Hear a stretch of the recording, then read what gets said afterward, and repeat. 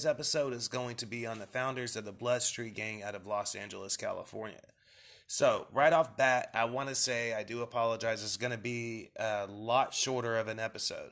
However, I will try to include a bunch of extra stuff in the slideshow afterwards. But anyways, so let's actually get into it. The Bloods gang was actually formed originally to protect neighborhoods from the Crips.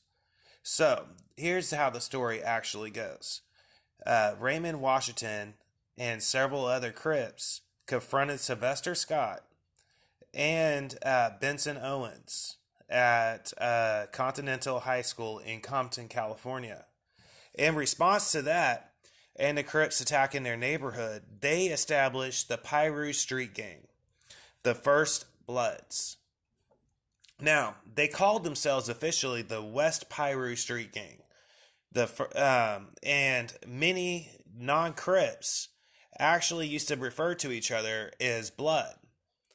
Now, one of the first and most notorious crimes that actually happened was March 21st, 1972. Shortly after a concert, 20 youths that actually belonged to the Crips attacked Robert Bailey Jr. outside the Hollywood Palladium. Balu was actually beaten to death after he refused to give up his leather jacket.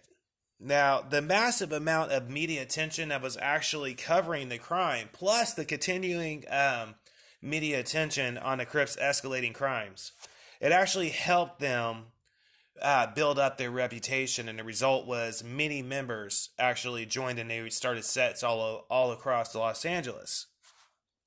So, actually, at the same time, though, several non-Crip gangs formed during the same time period. Now, however, they were no match for the Crips because, as a result of that, the Crips escalated their attacks on their neighborhoods. So, the Piru, the Black Pea Stones, the Athens Park Boys, they often clashed with the Crips, basically on sight. And what on sight means is as soon as you see somebody, you attack them. No questions, no thought process, just on sight as soon as you see them. It's like green light, go. So anyways, June 5th, 1972, 3 months after the Balu murder, Frederick Little Country Garrett was actually murdered by a West Side Crip. Now, this marked the first Crip murder against another gang member. So, this actually motivated the non-Crip gangs to align with one another. Now, the Brim struck back officially on August 7th, 1972, by killing Thomas Ellis, who was an original Crip, West Side Crip founder.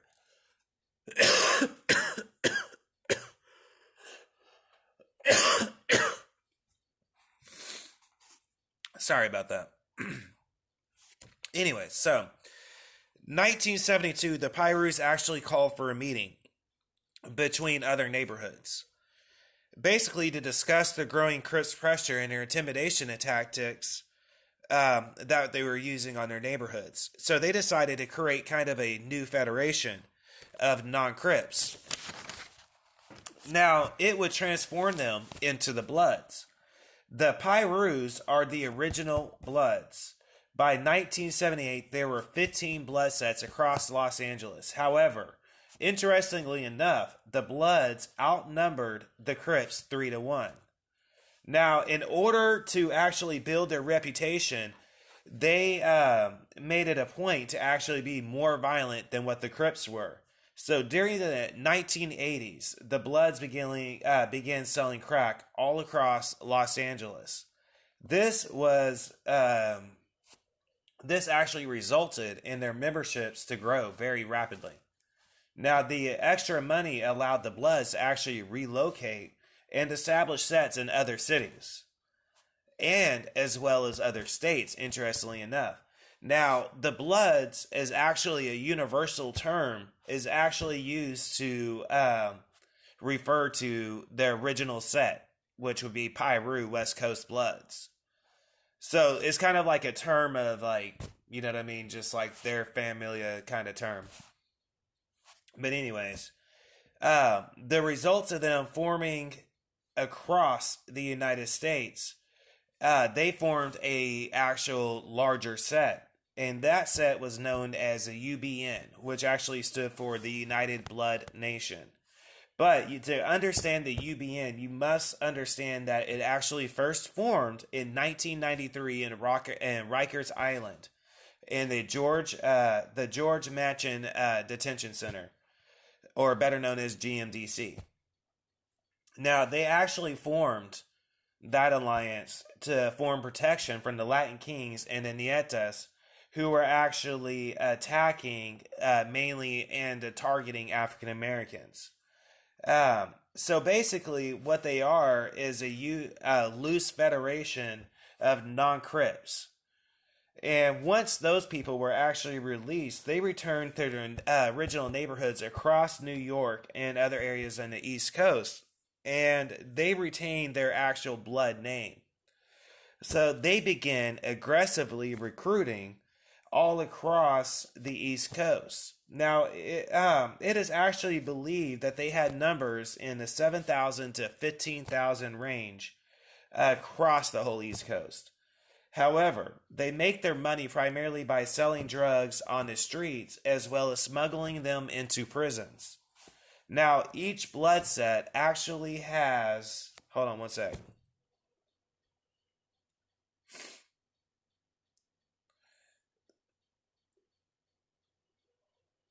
That is true. Okay, so each blood set actually operates independently from one another, and they actually have their own ranking system. Now, they are primarily African American. However, although some sets actually recruit females, both for active members and just old lady purposes. Now, however, members as well as the Bloods will accept members also from other races. And normally, members are normally in their 20s. However, some hold leadership or hold their membership into their late 20s and occasionally even into their 30s. So, if they haven't already left the gang or got killed, some will actually stay fully active even into their 60s and 70s. Now, keep in mind that there is no real official blood leader. However, but individual sets have their own leaders. They do not. They do have codes that identify their levels of membership. However, the levels of status normally shows your position within the gang or within your set. Now, the leader is normally older with a more extensive criminal background, and they actually run their own set. Now, the leader is not elected. This is interesting to me. However, he just kind of inserts himself by developing and managing the gang's criminal enterprises through his reputation for violence and ruthlessness, and through his personality. Now, the majority of members are actually called soldiers, and they are typically around 16 to 22. They have a strong sense of commitment to their set as well as to their home soil. They are also keen to be more dangerous than the older members because of their willingness to use violence, both to attain respect by their own gang members, but also to respond to any form of disrespect that they deem as a form of disrespect to their set or their neighborhood. Now, associates, this is important to understand, are not full members. However, they do identify with the gang and they do take part in various criminal activities with them. Now, they are normally they're either blessed in, is basically what it's called. Now, women within the gang, women simply basically belong to the gang. They are usually associates and are used to carry weapons, hold drugs, and prostitute themselves to make money for their set. Now, recruitment is often influenced by the person's environment. Now, gang membership often it gives them a sense of belonging and protection. It also offers instant status, money, gold jewelry, and expensive clothing. Now, the blood ranking system actually really kind of loosely goes like the following.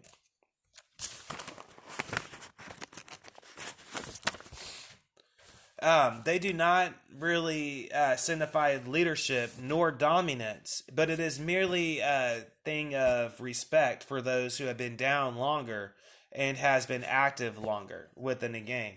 Now, blood members commonly refer to themselves as CKs or MOBs, or simply dog. Now, or ballers. However, this is primarily, I've realized, is out of the East Coast. Now, blood members identify themselves by tattoos, clothing, symbols, jewelry, graffiti around their neighborhoods, language, and hand signs. Now, their main color is red. However, they wear clothing which includes sports teams, either that they liked with the similar colors or the letters refer to something or spell something. So that's how they select their sports teams they like. They will normally support their color and often have the five-pointed star and a five-pointed crown. Now, the symbols are actually meant to show blood affiliation within the people's nation. Now, the symbols are shown in artwork, graffiti, tattoos, and clothing and jewelry. Now, gang tags normally include the gang member's name, their nicknames, declaration of loyalty, and threats to any rivals that have been around their area. Now, it might show the word Piru within it, but this refers to the OG Bloods. Piru's in Compton, California. It's kind of like paying homage to them. Now, Bloods actually greet each other by saying, "What's up, Blood? Word up, Roo." And often do not use the letter C, even within their own conversation. So even simple words that will have the letter C in it, they will put a B in front of that C and take that C completely out. That's really how that goes. Now, hand signs can be singular or actually arranged in numerous fingers to actually spell out the letters for their set. Now, East Coast Bloods often receive a dog print that's actually represented by 3 dots, and that dot is actually burned with a cigarette on the right shoulder. And other UBN symbols include a bulldog or even just a common bull. Now, the Western United States Bloods are known as the following: the Original Blood Family, or OBF, aka Piru Street Bloods. Now, there may be a minimum of actually 15,000 Bloods in America. However, there is thousands more worldwide.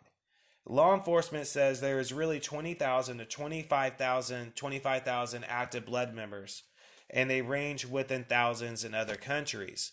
A common misconception about the Bloods is that they're actually a walking stereotype.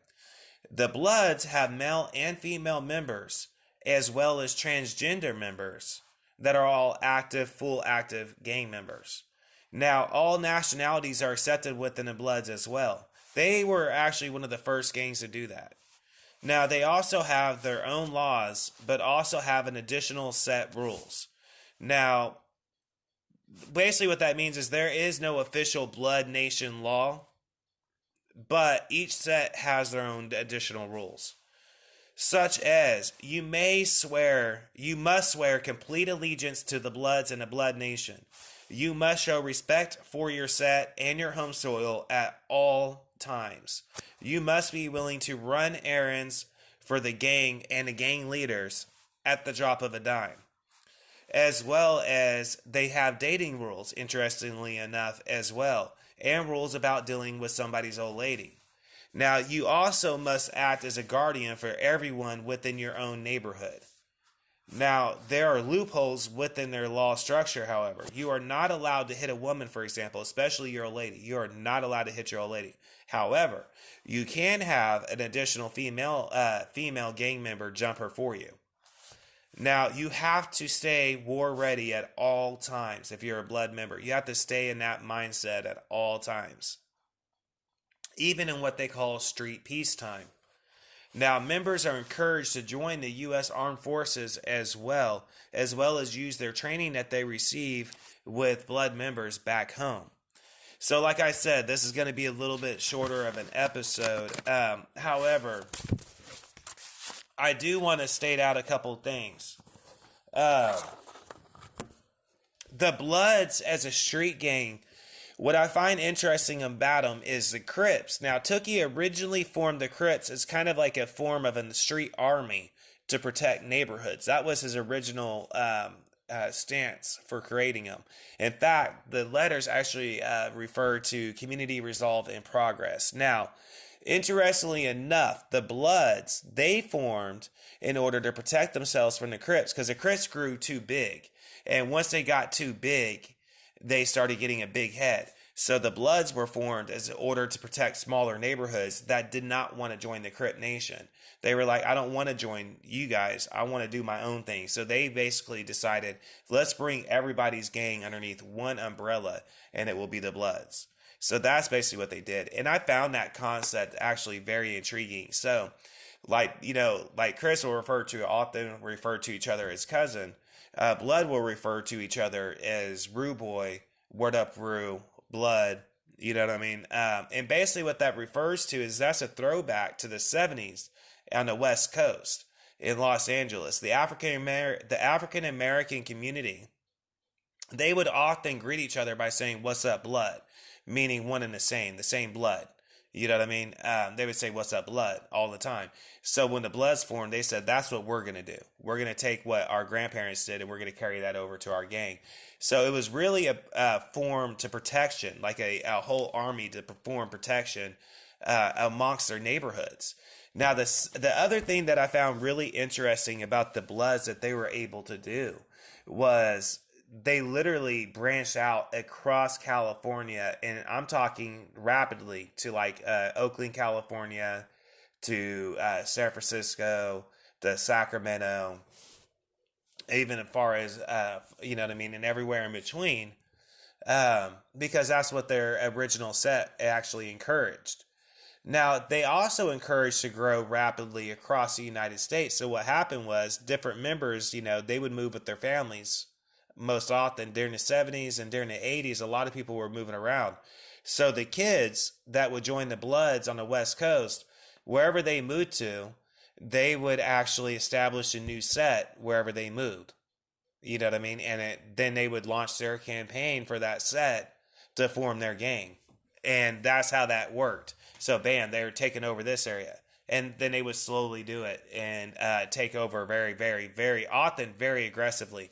Because whatever other gangs are in the area that a Blood is taken over, the Blood Street Gang normally is actually more violent and more extreme in their tactics about taking over different people's areas.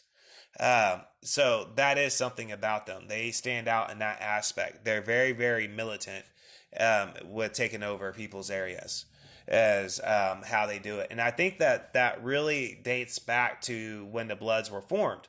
Because when you think about it, the Bloods were formed, they were smaller. They were a much smaller gang than what the Crips were.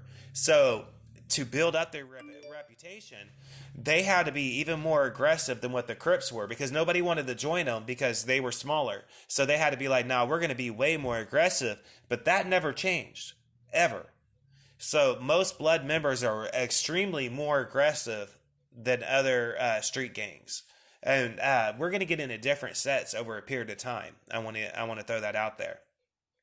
I'm also planning on doing an episode on the new Extra Familia, as well as other street gangs off and on. So you guys have that to look forward to. So we're going to look in at how different ones use different tactics to do different things. Now, the Bloods, like the Crips, they often communicate with hand gestures and colors. Their colors are primarily different shades of red as well as black. And Bloods are more prone to be full out red. When they like to floss, basically, they're gonna have like the most. It's just gonna look like a total just shade of red on a person walking down the street. They have a lot of pride for their set, and they go all the way out. That's something that they do. Often they will have a lot of tattoos as well. They do use graffiti like the Crips as well to communicate. So those will actually be pretty big as well with the way that they do. And like the research material shows, often they'll still use like the word Pyru in it as well.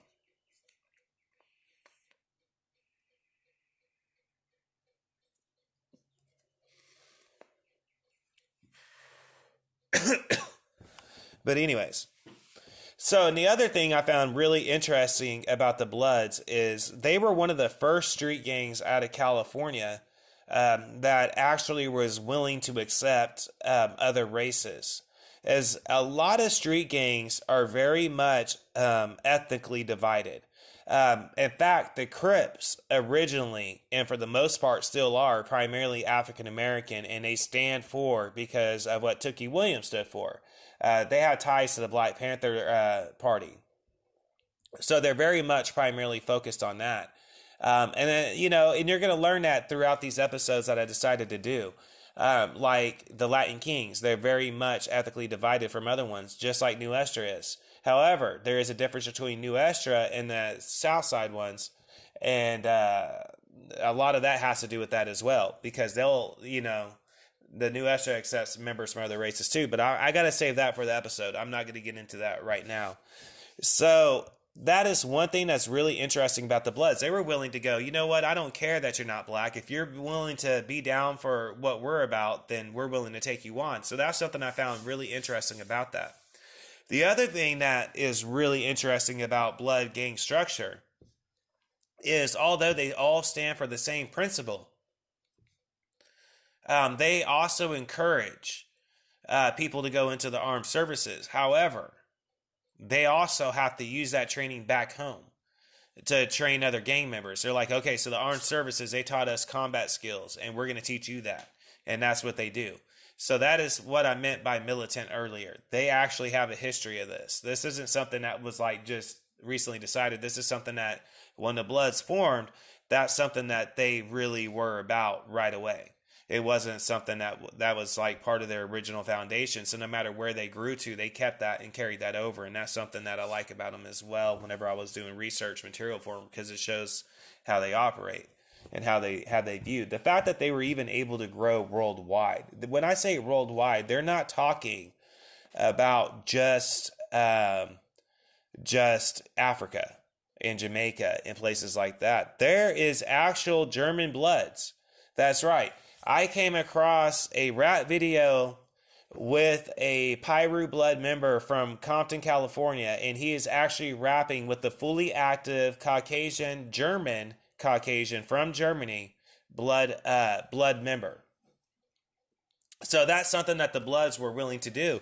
So as you can see, they still do the same thing. They're still willing to accept people. All you got to do is be willing to be about what they are about. And that's something that you're going to find out when you're doing research material into them. And the reason why the episode is so much more shorter is I wasn't able, as much information as I was able to get, I wasn't able to get as much information as I was on other ones. So what that tells me is there's not as much out there. So there's kind of that too. But I think that kind of dates back to the fact that they're kind of a loose federation. As you notice throughout the research material, they constantly stated and made it a point to say that they are a loose federation. They just recognize underneath one umbrella. So it's like, even though they're their own operation, they're still going to say, we're still rolling with this umbrella because we're going to pay homage to them, because without them, we wouldn't be here. So that's basically what that is. But they're still operating independently, as opposed to a lot of other gangs. They will actually send their money to wherever the gang leader is. There is no official gang leader for the Bloods. There just isn't. They don't operate like that. You know what I'm saying? Like the research material said, they basically say, hey, however y'all decide your leader is for your set, that's who your leader is. You know what I'm saying? And there isn't really like a thing to where they're saying that's our leader. That's not what they do. That's not like, you know what I mean? It's just basically like, you have OG, you have the, you know what I mean, the soldier, you have the OG, you have the double OG, the triple OG, you know what I mean? And it really isn't like nobody is really the leader per se, as much as you just have a shot caller. You know what I mean? That's like, that shot caller is who's calling the shots. You know what I'm saying? And it's not really like that per se. I've never seen it like that. In different neighborhoods that I actually lived in was actually Bloods were there. In fact, South Sacramento is well known for it. North of Thomas, or not north of Thomas, south of Thomas, Del Paso Heights. See, when I lived in Sacramento, I actually lived in like Howe Avenue, Del Paso Heights, south of Thomas. Um, you know what I mean? But I frequented all over the city. However, I laid my head down primarily in neighborhoods that were known as, I guess you could say, are known as blood neighborhoods. So, but I'd never seen that. You know what I mean? As much as I just seen like homeboys that were like, just doing their own thing, and they would, you know what I mean? That's what it is. They're doing their own thing. I'm not really going to go more into it than that, but there is no real leadership structure like in other gangs that you're going to find. In other gangs, you are going to find like a leader, a vice leader, or something like that. And in the Bloods, there is not that. You know what I'm saying? You just have your reputation and what you're doing for your set. The one that's doing the most is the one that's going to be the biggest shot caller. That's how that works. Okay. Um, Within a Blood structure, that's what it is. You have somebody that's just the biggest shot caller of that set. You know what I mean? You have one person that's just doing more than other people are. So other people pay them more homage. And that's just how they operate. There is no real leader, though. They're not going to be like, you're my leader, homie. It ain't like that. It's like that particular soldier or that particular person, they're doing way more. They've been down way longer. Like I said, you got triple OGs even. And that's somebody who's like in their 60s and 70s. So yeah, that's just how it is, and I wanted to throw that out there.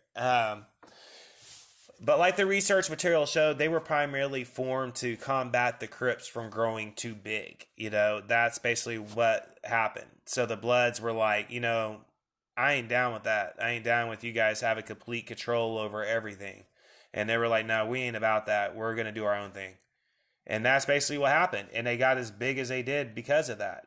You know what I'm saying? So everybody, look forward to more episodes on different street gangs. Sorry, I got a lot of things going on at home and stuff right now. Give me 1 minute.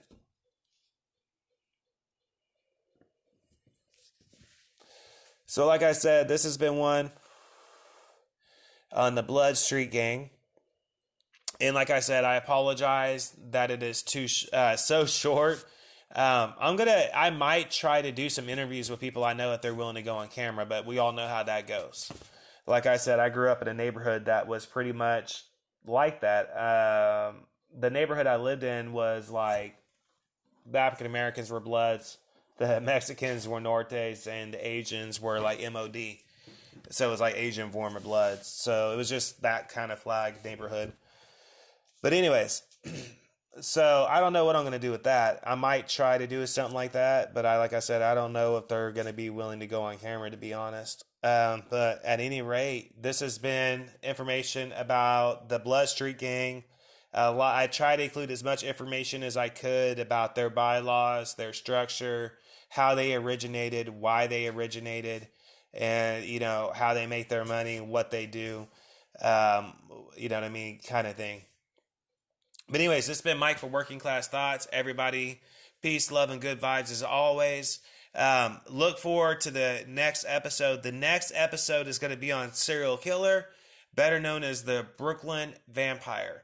And his name is Albert Fish. Now, if you don't know about him, you should know about him. And if you don't, look forward to that next episode and you will know about him. He's a very notorious killer that operated out of the East Coast. And there is a lot to him. So I do look forward to getting back into true crime. This is still true crime, a different side of true crime. And I decided I'm going to do this side and that side as well. So you guys are going to have both things going on. You're going to have serial killers and you're going to have gangs now going on in Working Class Thought. So I'm going to be focusing on both of those type of realms for a hot minute, just because I had some listeners get a hold of me that was like, I think that's a good idea. So I think that I'm going to roll with that for a minute, see how that and we're going to see how that rolls out. So it's going to be serial killers and that off and on. So you guys have that to look forward to. And again, this has been Mike for Working Class Thoughts. Peace, love, and good vibes. Everybody look forward to the newest episode that's coming out. Albert Fish, the Brooklyn Vampire. Like I said, this guy, he is, he is that. So it's going to be a really good episode. So everybody look forward to that. Peace, love, and good vibes. Have a good night.